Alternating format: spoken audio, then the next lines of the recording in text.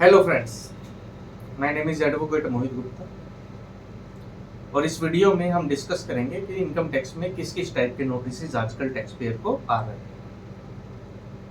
सबसे पहले तो साल खत्म होने से पहले ही टैक्स पेयर को अलर्ट आने लग जाते हैं। AIS based alerts that you have a very high value transactions, you have capital gain transactions, you have shares and mutual fund transactions, so please deposit the advance tax. After that, after end of the year, tax पे return भरता है। Return भरने के बाद अगर return में कुछ कमी है तो डिफेक्टिव रिटर्न का नोटिस आ जाता है आपको सेक्शन 139 में, और अगर रिटर्न में कोई डिफेक्ट नहीं है तो आपकी रिटर्न प्रोसेस हो जाती है 143(1) में, which is an intimation which is just like deemed assessment. अब 143(1) प्रोसेस इंटीमेशन आने से पहले भी 143(1)A आ सकता है आपके पास।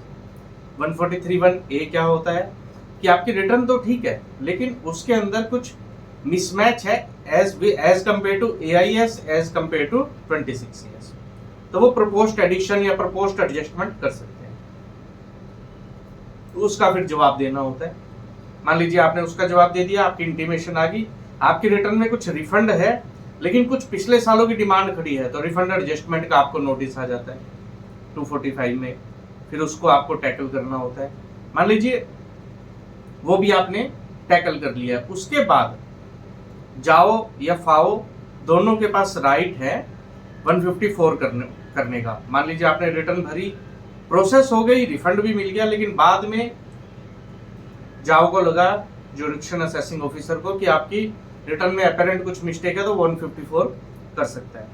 ये हो रहा है आजकल, हम भी डील कर रहे हैं कि बहुत सारे क्लाइंट्स में 154 किया गया है रिटर्न प्रोसेस होने के बाद, रिफंड मिलने के बाद। मान लीजिए आपने वो भी टैकल कर लिया है। अब आप आ जाइए 143(2) पे, रेगुलर असेसमेंट।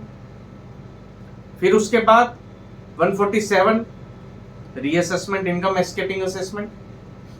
मान लीजिए ये भी प्रोसेस अगर आपकी निकल गई और अगर इन दोनों में कोई डिमांड नहीं है, वेरी गुड। अगर डिमांड है तो 156 नोटिस ऑफ डिमांड का आपको नोटिस आएगा। इसके अलावा search and seizure, then calling on information section 133(6), आपके केस में या किसी और के मैटर में भी आपसे इंफॉर्मेशन मंगवाई जा सकती है। देन समन सेक्शन 131, और यहां तक अगर आपने सारी प्रोसेस समझ ली है, सारी प्रोसेस झेल ली है, देन ITRU। आजकल ITRU के बहुत अलर्ट्स आ रहे हैं, not in form of notice but एक कॉमन टैक्स पेयर के पर्सपेक्टिव से वो नोटिस ही हैं कि उनको ITRU भरने के लिए बोला जा रहा है पर्टिकुलर असेसमेंट ईयर के लिए। Why? Because they have claimed some high value deduction or exemption in their income tax return। अगर ये भी सारी प्रोसेस आपने गो थ्रू कर ली है, देन इसके बाद there is a penalty chapter जिसके अंदर बहुत सारी पेनल्टीज हैं फॉर डूइंग नॉन कंप्लायंसेस। मान लीजिए आपका 143(2) और 147 में असेसमेंट हुई, कुछ भी डिमांड निकलेगी साथ में पेनल्टी आपके ऊपर इनिशिएट की जाएगी। मान लीजिए 131 हुआ, आप नहीं गए तो पेनल्टी। 133(6) आपके ऊपर आया, आपने कंप्लाई नहीं किया तो पेनल्टी। और अब तो डिपार्टमेंट इससे भी आगे बढ़ गया है, प्रोसिक्यूशन 279 में। प्रोसिक्यूशन आज के दिन हो रहा है specifically in TDS TCS matters. TDS TCS में नॉन कंप्लायंस हुआ, लेट जमा किया, interest penalty, interest late fees pending है या जमा कर दिए तो भी प्रोसिक्यूट कर रहे हैं department. Other than that prosecution for other non compliances also, for high value transactions also.